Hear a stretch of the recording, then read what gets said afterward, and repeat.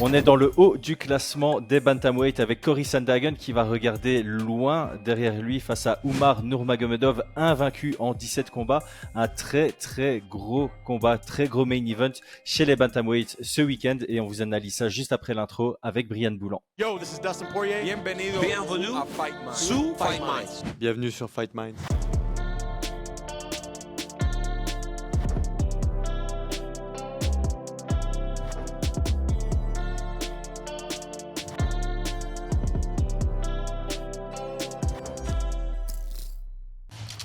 Paris sur le MMA avec Unibet. Quelle sera l'issue du combat? Une soumission? Un KO? Paris sur la prime numéro 1 avec Unibet. 100 € de bonus sur ton premier pari. Brian, je sais pas si tu connais cette blague.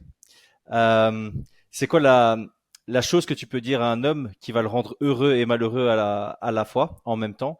C'est que ta copine vienne chez toi en disant parmi tous tes potes, c'est toi qui as la plus grande. Avec Cory Sandhagen, j'ai un peu la même chose. Je suis très content qu'il combatte ce week-end. Par contre, la dernière fois qu'il a combattu, on était en vacances. Cette fois-ci, il combat, on est en vacances et ça me désole un peu parce que personnellement, j'ai pas pu faire l'analyse que je voulais. Mais la discussion n'en sera pas moins chouette. Est-ce que tu peux commencer par me dire ce qui t'intrigue et ce qui t'intéresse le plus dans cette opposition? Alors, ce qui m'intrigue le plus, c'est le niveau réel de Ousmane Nurmagomedov. Euh, je pense effectivement que, enfin voilà, l'UFC a régulièrement envoyé des combattants bien moins classés se mesurer à des combattants dans le top 3, hein, top 5, top 3. Et des fois ça passe, des fois ça casse.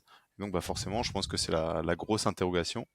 Je pense une grande majorité de gens voient Umar Nurmagomedov comme un top, tu vois. Donc, mais ça reste quand même, ça reste une interrogation que j'ai. Est-ce qu'il va réussir à passer le test Sandhagen comme on pourrait s'attendre ou non? C'est clairement un très très gros step-up. Donc pour être factuel, on a Umar Nurmagomedov qui aujourd'hui est numéro 10 des contenders. Cory Sandhagen numéro 2. Ça aurait pas été déconnant qu'il ait le title shot. Mais bon, forcément, Merab Dvalishvili mérite énormément ce title shot. En termes de stats, on est à 17 victoires pour 0 défaite chez Umar Nurmagomedov.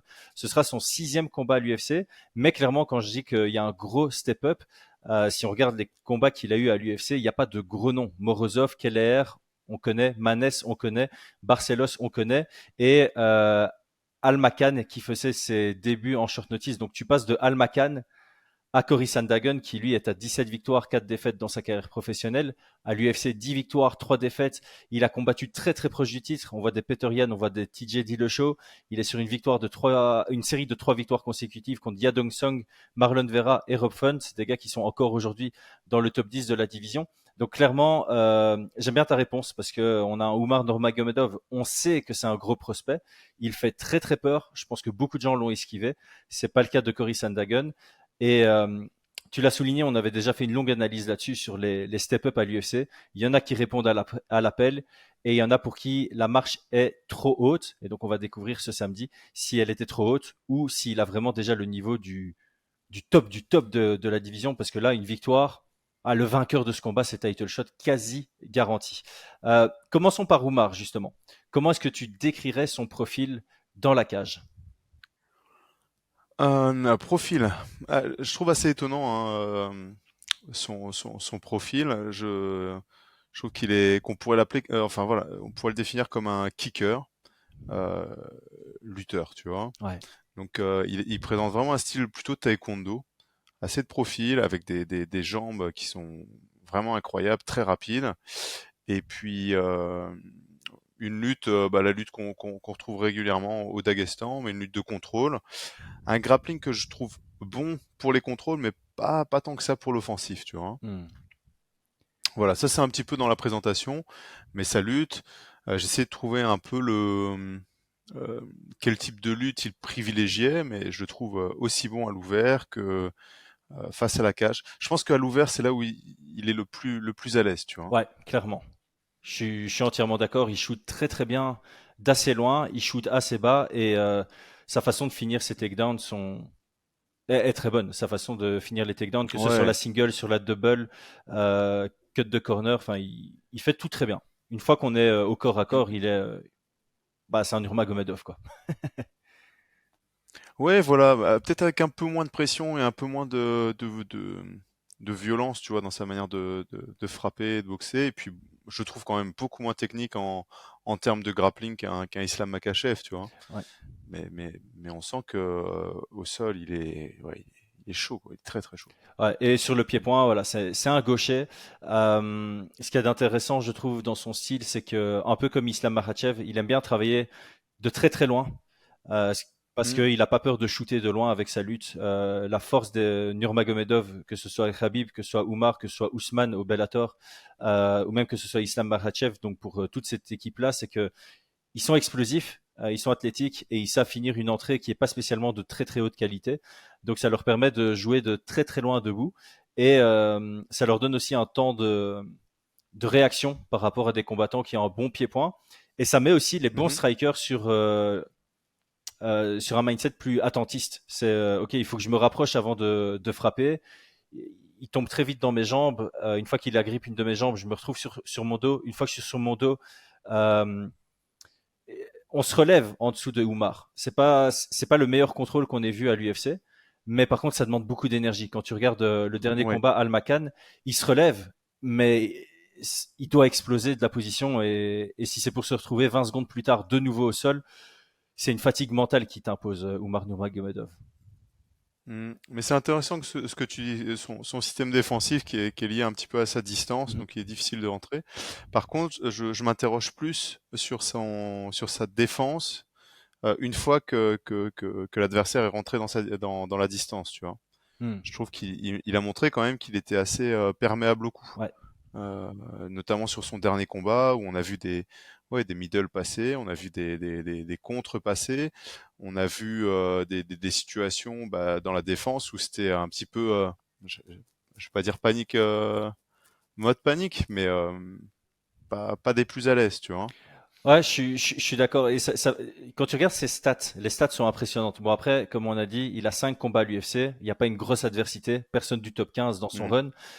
Il se fait Non. toucher 0,56 fois à la minute debout. C'est rien du tout. Ça fait penser à Islam Makhachev sur le début de son run. Et il a une défense de 76%, ce qui est extrêmement haut aussi. Mm, Pourtant, mm, il a un plus haut volume debout que Islam, 4,75 qui touche à la minute avec 69% de précision. Donc, euh, statistiquement, on dirait plutôt un bon striker. Il a montré contre Barcelos. Hein, contre Barcelos, si je dis pas de bêtises, il essaye même pas une amenée au sol et il non, va l'éteindre à la non, non, fin. étonnamment. Voilà, et c'est Barcelos qui essaye une amenée au sol et il va l'éteindre en fin de premier round. Donc voilà, comme tu l'as dit, Mm. kicker grappleur et j'aime bien que tu dises kicker grappleur parce que ça montre un côté quand même complet, même si on sait que sa grande force réside dans tout ce qui touche au sol. Ouais, je pense, je pense. Je pense que c'est vraiment son arme, et d'ailleurs il l'a montré sur son dernier combat, où contre Bekzat, il a pris un mauvais coup hein, dans le premier, et il a changé tout son game plan pour tout basculer dans la mise au sol et le contrôle. Hein. Mhm. Oh, Mm. encore une fois, ouais, il y a ce côté fight IQ quand même qui ressort dans cette équipe du Daghestan. Mm. Je crois qu'on a établi un bon profil parce que là, on a vraiment parlé de ses forces. On a parlé notre gros point d'interrogation, c'est que se passe-t-il quand quelqu'un arrive à casser la distance et imposer un jeu debout offensif contre lui. C'est clair que son système défensif debout, c'est soit désengagé, soit engagé en contre, en lutte. Ouais. Sinon, c'est lui qui engage l'action debout et puis il ressort. C'est beaucoup de single attack comme très Mm. souvent avec des bons grappleurs comme la famille Nurmagomedov, Makhachev et tout ce qui s'ensuit.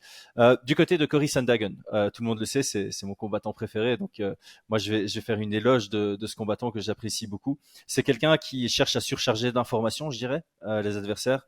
Beaucoup de beaucoup d'activités visuelles. Il bouge beaucoup, il travaille en in and out, il arrive à bouger latéralement. Il a un arsenal technique très large et très varié, que ce soit avec son anglaise, que ce soit avec ses kicks, genoux sautés, coups de coude. Il est capable d'attaquer sur toutes les distances. Très bon jeu de feinte qui est au point. Les déplacements, il peut être mis sous pression, il arrive à gérer. Il peut mettre la pression Ouais. et il joue bien de sa taille. Il est grand pour la division. J'ai ici son topologie. 1m80 avec 1m78 d'allonge. Quand on compare à Oumar Nurmagomedov, on a 1m72 avec 1m75 d'allonge, donc il aura un avantage de taille et d'allonge dans ce combat. Euh, et puis, dans sa dernière performance, on se rappelle de ce qu'il a dit au micro pour la première phrase. Hein, So I'm a wrestler now. Je suis un lutteur maintenant. Il s'est cassé la main, je pense, dans le premier round contre Rob Font, et il a utilisé sa lutte pour aller chercher la victoire. Grappling offensif, pas mal de soumissions à son actif, pas mal de menaces de soumission assez intéressantes aussi dans son jeu. Mais ça peut se retourner contre lui. Peut-être qu'il met pas beaucoup d'énergie dans sa lutte défensive, et ça rajoute une intrigue à ce combat, je trouve. Ouais, je te rejoins là-dessus, hein. Sur la question de gérer sous pression, effectivement, il sent pas trop mal à l'aise, hein, une fois sous pression, mais je trouve que ça lui a joué des tours. Et si tu regardes sur son palmarès, malgré les victoires, on a quand même des décisions qui étaient serrées, tu vois, Mhm. que ça aille pour lui ou pas, hein. Mais je pense par exemple que contre Dillashaw, le fait qu'il autorise TJ à le mettre sous pression a pu jouer un petit peu en sa défaveur. Ouais, Tu vois ce que je veux dire? ouais, tout à Je pense fait. qu'il aurait eu un game plan où il serait resté à mettre sous pression comme il était capable de le faire dans le 2 et 3, ça aurait été une décision sans trop de discussion, tu vois. C'est peut-être ça le problème, et c'est une leçon à tirer pour tout combattant. L'excès de confort dans une situation de combat qui t'amène pas à gagner beaucoup de points peut se retourner Mm, contre toi. Et là, clairement, je pense que tu mets le doigt dessus. Cory exactement. Sandhagen, il est assez à l'aise partout dans la cage. Mm, Et ça peut lui faire perdre des moments cruciaux de combat contre ouais. Sadong. Il fait aussi un peu Yadong Song, pardon. Il fait aussi un peu la même erreur d'accepter des amener au sol, ce qui rend les rounds un peu plus serrés. Au final, à l'entrée du cinquième, on oublie. Ouais. Allez, de tête, on a l'impression qu'il dominait le combat. Et en fait, quand on regarde les scorecards, le cinquième était, si le cinquième round avait eu lieu, certes, le momentum allait dans son sens, mais ça restait un round décisif. Mm. Donc voilà, comme tu le dis, que ça aille dans son sens ou Oui, pas, les décisions sont c'est de temps en temps plutôt serrées.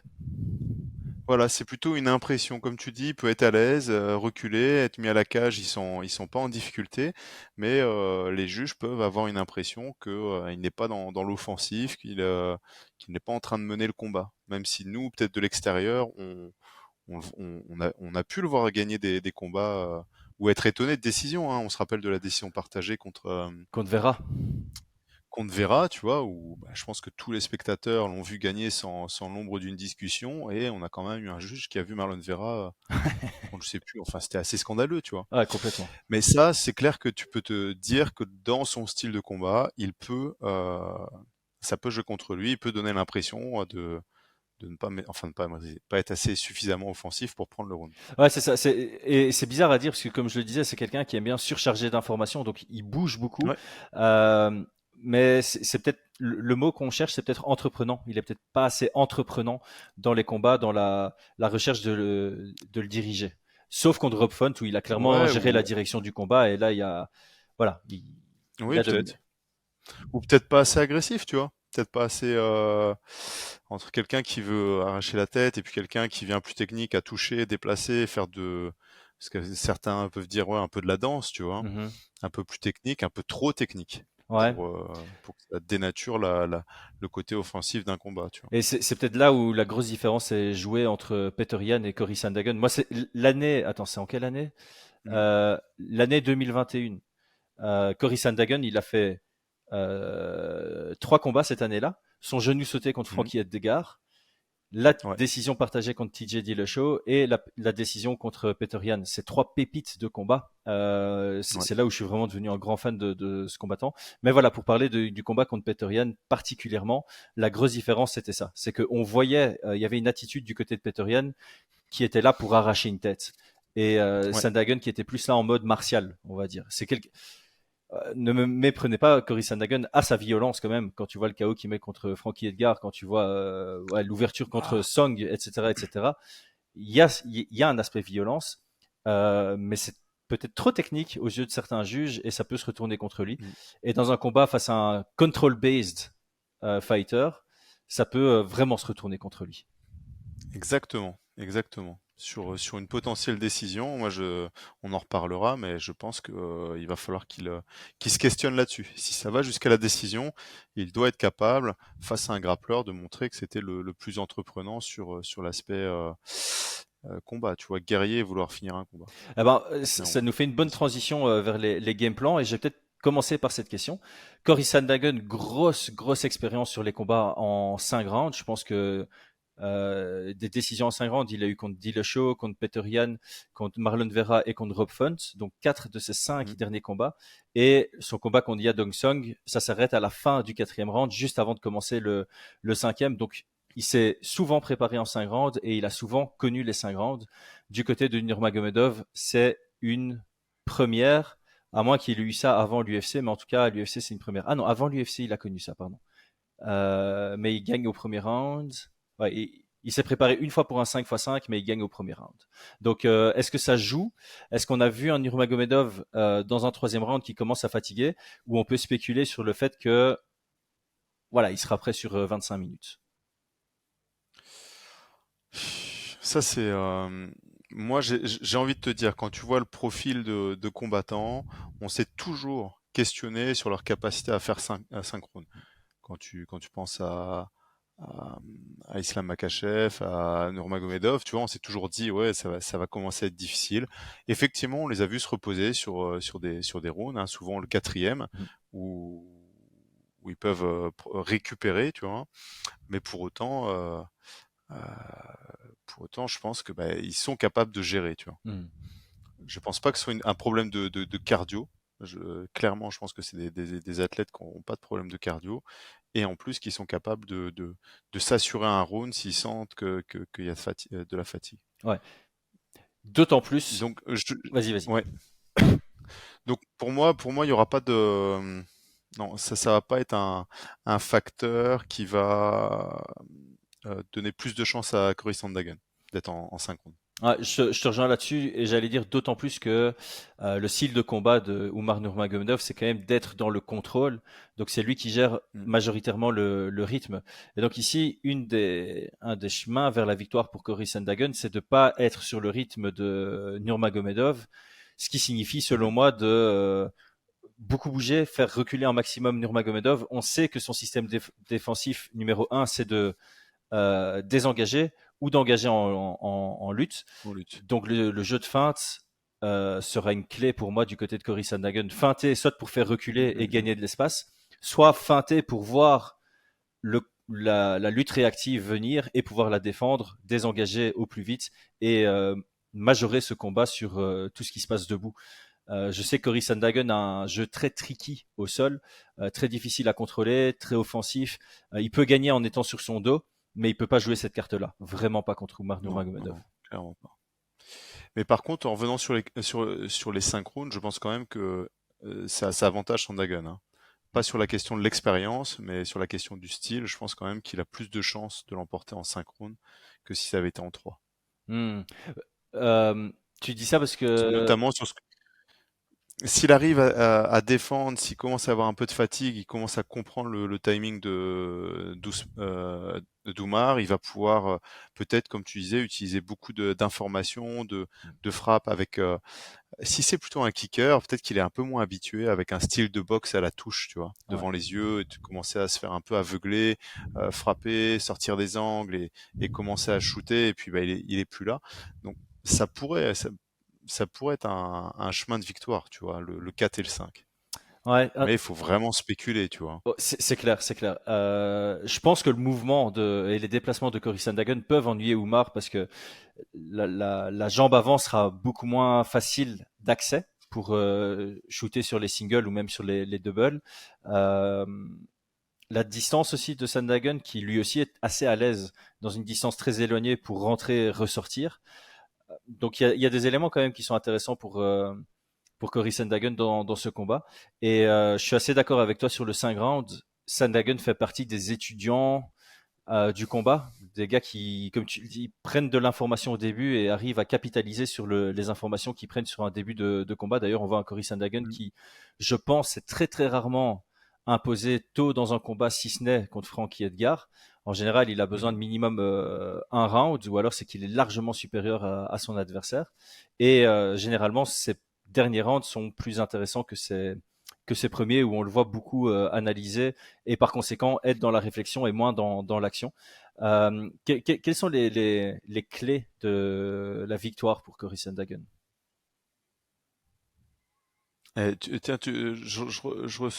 reviens juste sur ce que tu disais sur Frankie Edgar, que quand il y a moins de niveau, il est capable d'aller au premier round.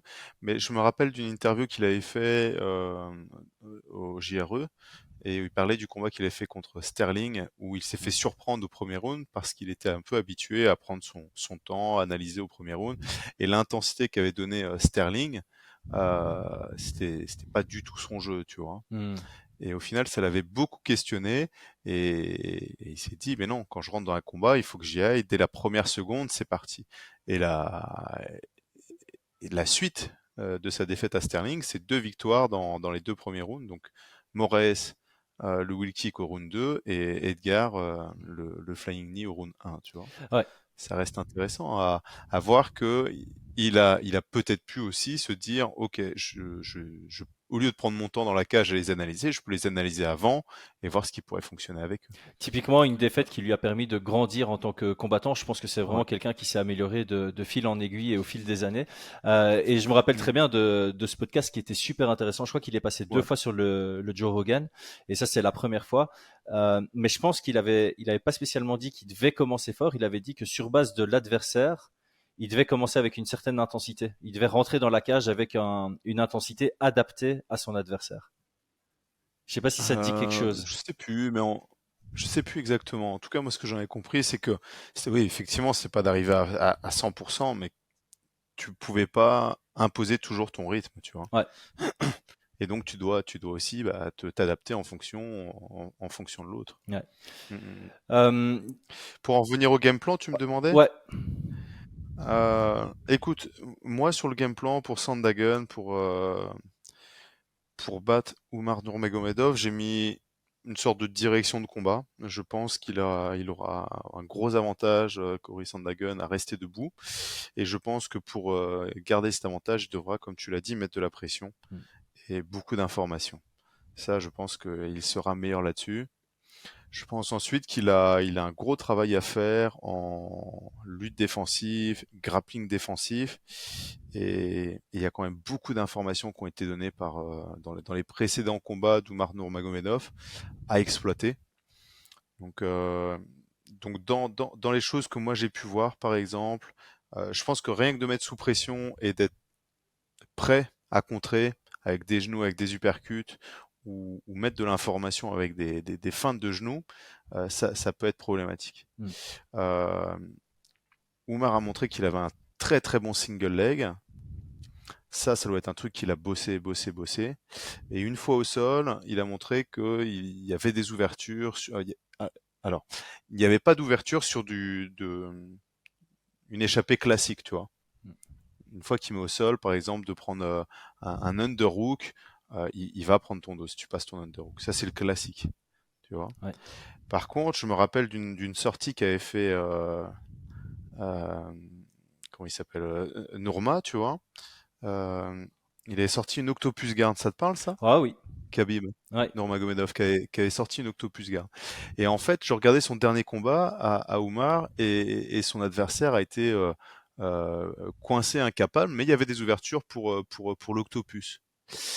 Et souvent, quand tu vois un combattant qui sort le niveau de Khabib, quand il sort cette technique-là, ça veut dire, comment dire ça? Tu passes des techniques en combat qui passent à l'entraînement, tu vois. Ouais. Tu vois ce que je veux Ouais. dire? Donc, si elle passe à l'entraînement, elle va passer en combat, et ça veut dire qu'elle passe. C'est une technique qui a dû passer sur des gars De la salle. du profil de la salle, du profil du niveau d'Umar Nurmagomedov, tu vois. Ouais. Je pense que du classique, ça passera pas contre un Umar, et donc il faut aller sur des choses un petit peu plus, j'ai pas envie de novatrices, parce que c'est de l'ancienne technique, tu vois. Mais je pense que ça peut être une sortie à exploiter. Je pense qu'il doit, sur les contrôles de dos, je trouve que il risque de se faire prendre le dos. Je vois Omar réussir à lui prendre le dos, j'en suis quasi persuadé. Donc ça, il aurait dû faire un gros travail de défense. Ouais. Et tout ce qui va être chaise wrap, tu vois, le contrôle du torse pour pouvoir renverser et sortir d'une situation, plutôt que d'aller chercher des guillotines comme on a pu voir avec certains adversaires d'Oumar. Ça, je pense qu'il doit complètement oublier. Ouais. Bref, je pense qu'il y a vraiment dans son système défensif un gros travail théorique, hein, bien évidemment, à faire de la part de ses coachs pour qu'ils puissent se préparer au mieux à ce qui pourrait fonctionner face à ce type d'adversaire, parce que enfin voilà, je vais pas le répéter, mais je pense que Oumar il est vraiment vraiment chaud. Ouais, et Donc ça va être je te rejoins à 100%, surtout sur le get-up game habituel de Sandagon, c'est beaucoup en montrant son dos. Il l'a montré évidemment contre Sterling, où il se fait étrangler très rapidement, mais même ouais. contre Song, les 2 fois où il se fait mettre au sol par Song, ou dans le premier et dans le quatrième round, il se relève en montrant son dos, et puis il défend le dos dans une deuxième phase en défendant le dos debout. Et il y a beaucoup de moments où aussi il se met sur son flanc en déposant un coude, ce qui est un peu la porte ouverte vers les Dagestani handcuffs. Donc ça, j'ai aussi une Ouais. petite crainte. Donc je crois qu'il y a certaines habitudes dans le système de get-up game de Sandagon qui doivent être modifiées par rapport au profil de Umar Nurmagomedov. Et j'espère qu'ils ont fait une analyse très poussée pour voir les potentielles sorties qu'il y a. Et c'est marrant que tu parles de la Octopus Guard, parce qu'il y a moins d'une semaine, je suis tombé sur un super post sur Twitter, mais je retomberai pas sur qui l'avait fait. Mais je crois qu'il analysait un grappleur, Nogi, qui avait perfectionné la Octopus Guard, et puis il montrait des séquences en MMA à l'UFC qui s'étaient produites avec des sorties grâce à la Octopus Guard, et on voyait notamment, je pense, Carlos Condit qui l'a utilisé contre Georges Saint-Pierre. Enfin, ça a vraiment été utilisé à très haut niveau, que ce soit pour des prises de dos, que ce soit pour des sweeps, que ce soit pour se relever. Donc c'est une garde qui permet quand même pas mal d'options, et qui est très gênante aussi quand on sait pas trop la contrer, quand on a la position du dessus. Donc je pense que c'est une piste à explorer pour ce Sandagon. Ah ouais, bah, l'Octopus, en fait, c'est pas, tu vois, elle passe régulièrement, mais elle paraît tellement euh, basique et un peu anodine comme ça qu'on n'y prête pas forcément attention. Ouais. Il y a des combats où tu vois, genre tu revois des extraits de combats où elle est passée, tu te dis ah ouais, c'est vrai il avait réussi à la faire, tu vois. Ouais, mais justement, j'avais été choqué Donc, du nombre de séquences que le gars avait pu tirer de combats à l'UFC où quelqu'un avait utilisé cette garde. ouais, ouais, parce que c'est vraiment genre tu t'assois, tu te places et tu te demandes comment quand tu vois de l'extérieur, tu te dis mais qu'est-ce qu'il a fait l'autre, pourquoi il se fait renverser, tu vois, ou pourquoi il se fait prendre le dos, le gars il s'est levé, il est parti dans son dos. Et sauf que bah techniquement elle est surprenante. Et même à haut niveau, hein, moi j'utilise régulièrement et souvent plus facilement sur des avancées. Hmm. Parce qu'ils se sentent en sécurité, ils se disent qu'ils sont en train de faire lui à se tourner comme ça, et puis bah, en fait, en une fois, hop, tu passes d'un côté, ils se disent bah, je vais prendre son dos, et puis bah, en fait tu te retournes et c'est toi qui as le dos, tu vois. Hmm. C'est assez régulier. Donc ça, c'est le genre de truc, je pense que ça pourrait fonctionner, et notamment parce qu'un de ces, enfin, dans l'écurie, on a un Khabib qui l'utilisait. Donc je me dis que s'il l'utilise de cette manière-là aussi facilement, c'est qu'il le fait à l'entraînement et que ça fonctionne. Mhm. Tu vois. Ouais, c'est une très bonne analyse, parce qu'en général, si tu travailles une technique à l'entraînement qui fonctionne pas contre des partenaires d'entraînement, c'est assez rare que tu vas l'utiliser en combat. Tu oublies son Ouais. existence, parce que automatiquement tu dis bon, ok, je la fais Tu pas fais un rentrer. tri, Ouais, ouais. c'est ça, je la fais pas rentrer dans mon arsenal parce que vraisemblablement elle ne fonctionne pas pour moi. Alors que peut-être elle fonctionne pas pour toi parce que Ouais. dans ton équipe tu as des gens qui la contrent super bien, mais qu'en fait à Mm. l'international elle passerait super bien. C'est pas le problème, c'est pas ta technique de temps en temps, c'est juste que tu es dans une écurie où tout le monde a le contre idéal qui n'est peut-être pas Ouais. connu à l'international. Donc c'est une bonne manière d'analyser la chose. Du côté de Umar Nurmagomedov, on en a parlé dans son dernier combat, c'était beaucoup de luttes. Dans son avant-dernier combat contre Barcelos, il y avait aucune lutte. T'as l'impression qu'il approche avec une certaine stratégie, enfin qu'il analyse quand même son adversaire en se disant ok, mon chemin vers la victoire, c'est plus dans cet aspect-là. Ici contre Cory Sandhagen, je pense qu'on est d'accord. Il doit pas trop chercher à rester debout. Ça va être, on doit considérer un peu ce combat comme opposition de style, même si Sandhagen est un très bon grappleur et Umar Nurmagomedov a déjà montré de très belles choses debout. Ils doivent tous les deux aborder le combat comme moi, je dois être debout du côté de Sandhagen, et moi, je dois amener ça un maximum au sol du côté de Nurmagomedov. Mhm. Ouais, je pense. Je me demande quand même si Umar Nurmagomedov va pas un peu tester euh, son taekwondo, tu vois. Hmm. Je pense que s'il se sent en sécurité, il va pouvoir envoyer des kicks, garder et puis un peu endormir aussi la vigilance parce que j'imagine que Louis Sandhagen se doute que s'il se retrouve dos au sol, ça va être très compliqué. Hmm. Et donc de vouloir rentrer directement en lutte, c'est peut-être pas la meilleure option. Et comme il a un style de longue distance qui peut être gênant, et puis il a quand même des très bons kicks, euh, je le vois quand même rester un peu debout, hein. Hmm. sans prendre de risque, par contre. Ouais, Sans c'est ça. prendre de risque. Une version très safe debout, distance à la Islam Makhachev. Comme ça, tu vois les Mm. attaques venir de Sandhagen et tu arrives à les gérer. Garder de l'espace derrière toi, puisque ton système défensif, c'est de désengager. Il n'est pas encore très Ouais. développé pour tout ce qui est chasser, esquiver, bloquer. Euh, Par conséquent, Ouais. ouais, Et c'est. puis, garder de l'espace, mais c'est plutôt même mettre de la pression parce que face à quelqu'un qui se déplace autant et qui a un aussi bon jeu de jambes, euh, même si t'es très bon sur une single leg, faut que la jambe elle reste au même endroit, tu vois. Mhm, Donc, euh, donc ouais, moi je pense que il va devoir avancer avec ses stop kicks, tu vois, mhm. il les utilise bien, des stop kicks, des high kicks jambes avant comme il le fait, désengager, c'est de reprendre son sang, de mettre de la pression. Je pense que si Sandhagen est mal préparé, sous-estime euh, et qu'il laisse mettre la pression, ça va être très compliqué pour lui, tu vois. Ouais, Ça et va être vraiment compliqué pour au, lui. au même titre que si Sandhagen est là pour scramble quand il y a des tentatives d'amener au sol pour essayer de prendre une position intéressante au sol, je pense que ce serait une erreur de sa part. Je pense que là, Ah ouais, ouais, c'est ouais. un peu clinch and ground is lava. Et s'il Ouais, utilise un clairement, scramble, c'est pour pouvoir se relever et désengager l'action de exactement. lutte et pas pour pouvoir, Mm, comme il a fait contre TJ Dillashaw, genou sauté vers un triangle inversé. Ça aurait été magnifique. Mais voilà, tu fais ça contre Umar Nurmagomedov, le reste du round, tu risques de le non. passer au sol. Et en plus de ça, d'un point de vue énergie, tu risques d'en perdre beaucoup, alors que ça peut être très utile, comme tu l'as dit plus tôt dans le podcast, ça peut être très utile d'avoir plus d'énergie dans le 4 et 5 pour quelqu'un comme Sandhagen. Mm, mm, mm. Est-ce qu'il y a un élément supplémentaire du côté de Nurmagomedov que tu aimerais Non, souligner? Nurmagomedov, comme toi, hein, je pense qu'il doit mettre au sol. Je pense qu'il doit bosser sur son système offensif quand il a le dos. Mhm. Même s'il a des soumissions, tu vois, il a eu des soumissions. Ouais. Je trouve que le contrôle, la prise de dos euh, qu'il a utilisé contre son dernier adversaire, j'ai oublié son nom, je vais vous le redire, là, Beksat Bekzat, ah, bah, Almakan. j'étais bon, hein, Bekzat. Ouais. Euh, je trouve que ouais, ça manque pas de finesse. J'ai pas envie de dire ça hein, parce qu'il est sûrement très très bon, mais techniquement, je pense qu'il y a un vrai, il y a de quoi faire quoi. Mhm. Et je pense que si comble certaines petites choses, il pourrait facilement soumettre Sandhagen. Mhm. C'est ma crainte. Quand on compare, enfin voilà, hein, je compare avec ce qui se fait de mieux en contrôle de dos, quand on compare avec un Makhachev, Makhachev, je me rappelle pas l'avoir vu perdre un dos se retrouver en dessous. Si? Je crois Ouh, pas, hein. non, j'ai pas Une fois l'impression. qu'il a le dos, il finit le round dedans, tu vois. C'est pas forcément qu'il va se soumettre, mais il finit le round dedans. Ouais. Euh, Tu vois, c'est des détails où il va passer son triangle, il va bien se mettre de profil, il va bien prendre le dos et être de profil plutôt que d'être mis sur ses deux omoplates parce que l'adversaire se met, tu vois, bien à plat au sol. Il cherche à un moment comment on appelle ça, à contrôler le bras adverse avec sa jambe. Mhm.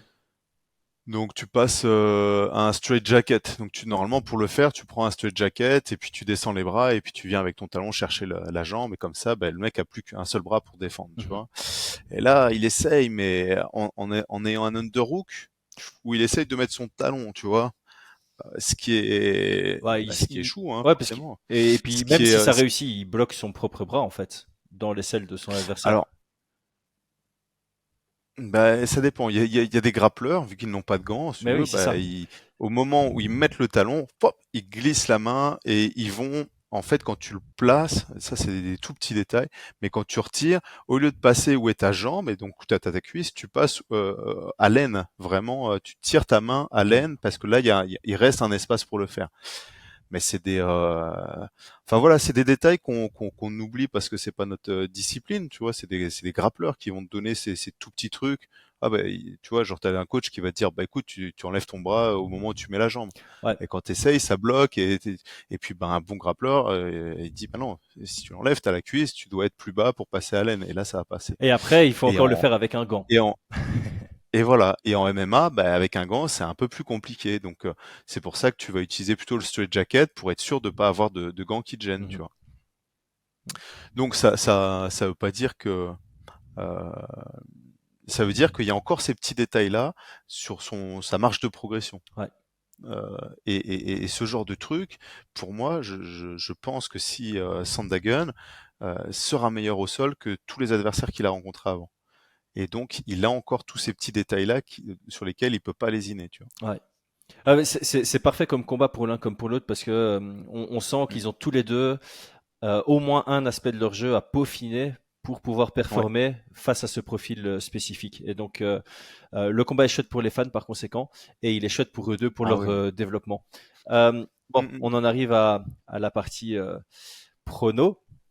On va d'abord donner les stats, les pronostics pardon, de Unibet.fr. On a encore Cory Sandhagen qui est numéro 2 au classement, mais qui est très très gros underdog dans ce combat. Il est à 2,77 contre 1,38 pour Umar Nurmagomedov. Donc on donne entre 70 et 75% de... Attends, tap. Entre Non, non, 30, ah ouais. entre 65 et 70% de chances de gagner à Umar Nurmagomedov. On est entre 30 et 35% de chances de gagner pour Cory Sandhagen. Est-ce que tu t'alignes à ça et continue avec ton prono et ta préférence? Pff, oh là là, c'est beaucoup d'inconnus, hein. C'est vraiment beaucoup d'inconnus sur ce combat-là, hein. Ouais.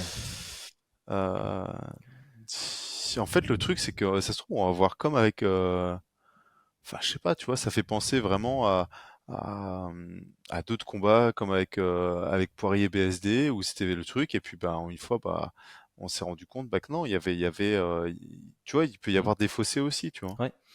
Et être surpris et puis bah de l'autre côté, on va 65 ou 70-30, on va se dire bah ouais, logique. Donc j'ai un peu de mal moi à me positionner là-dessus. Et je suis content de pas devoir faire de pronos dans un site de Paris, tu vois.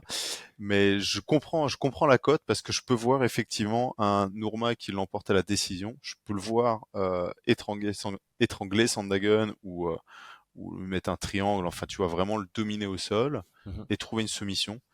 Je pense qu'il sera supérieur au sol à Sandhagen. Mais je peux voir aussi un combat un peu plus compétitif et une décision qui pourrait partir d'un côté ou de l'autre, voire du côté de Sandhagen parce que il aurait été un peu plus offensif debout, tu vois. Ouais. Et comme je peux voir un contre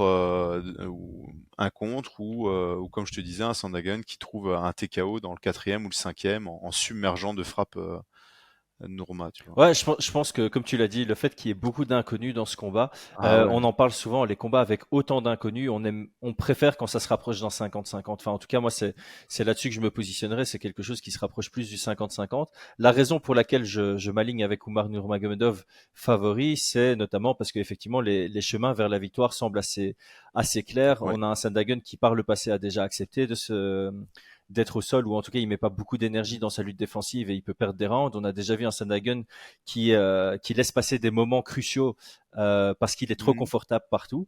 On a vu un Umar Nurmagomedov qui est très très concentré sur son game plan, très très concentré sur comment je prends les rounds et capable de finaliser avec des étranglements arrière. On a vu un Sandhagen se faire finaliser par étranglement arrière et on a vu un Sandhagen avec des gens dans son dos encore récemment. Donc effectivement, Mhm. les chemins vers la victoire du côté de Nurmagomedov sont peut-être un peu plus faciles à établir. Ceci étant dit, il y a tellement d'inconnus, notamment le fait que c'est le 10 contre le 2, tu passes d'un newcomer en short notice à Sandhagen et précédemment, t'as pas pris quelqu'un d'un niveau comparable à Sandhagen. Enfin, je veux dire, tous les précédents adversaires de Umar Ouais. Nurmagomedov, ils se font éclater aussi par Sandhagen. Donc, euh, il y a cet inconnu là aussi. Donc, moi, je serais plus sur un truc entre 55 et 60 pour Nurmagomedov. Mhm. Si je dois me positionner sur un prono, ça me fait mal, mais effectivement, j'ai très très peur de Sandhagen qui se fait soumettre. Mais cette fois-ci, je parie, enfin je pronostique avec le cœur et je vois une victoire de Sandhagen parce que j'en ai besoin pendant mes vacances.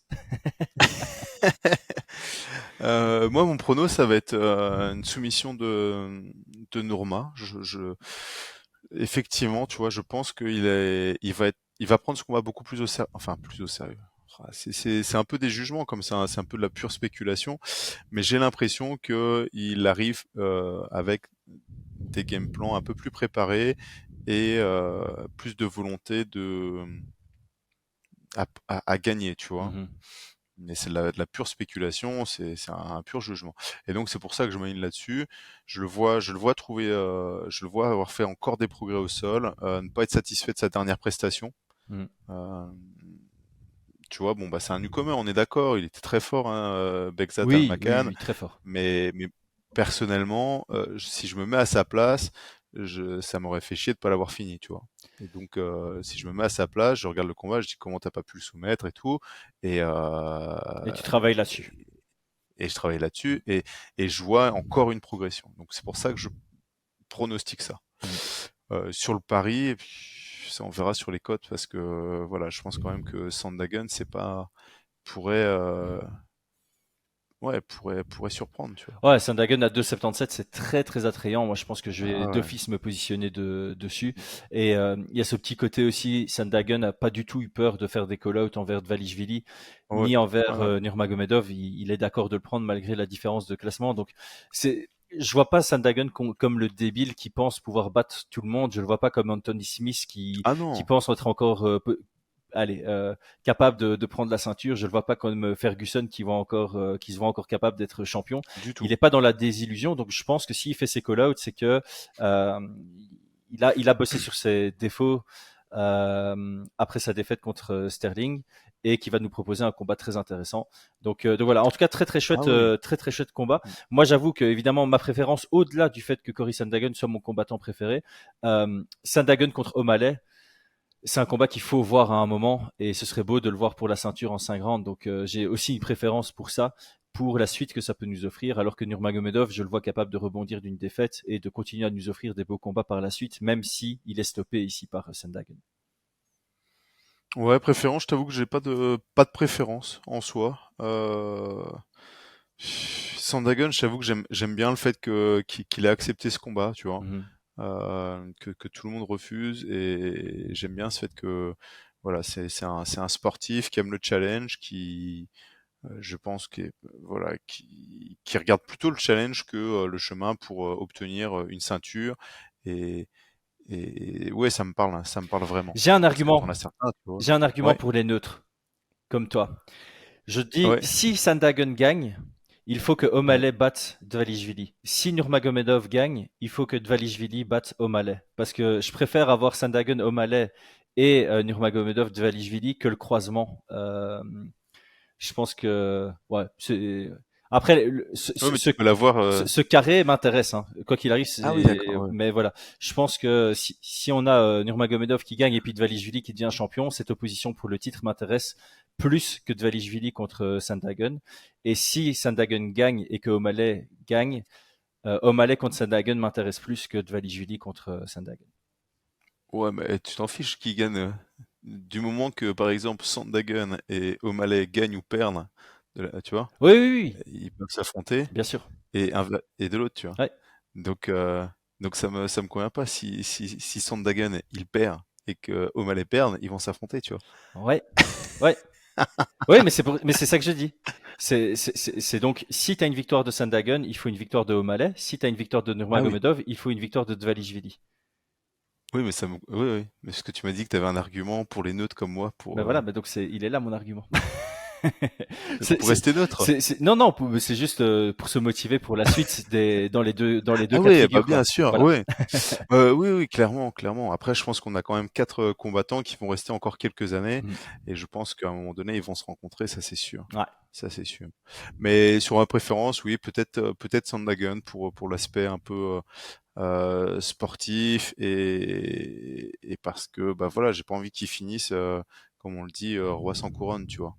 Ah, ça ferait J'aimerais mal. j'aimerais bien qu'à un moment, même si c'est pas long, qu'il puisse être récompensé, avoir cette ceinture, tu vois. Qu'il puisse prendre sa C'est- retraite en se disant, en se présentant comme j'ai été champion UFC.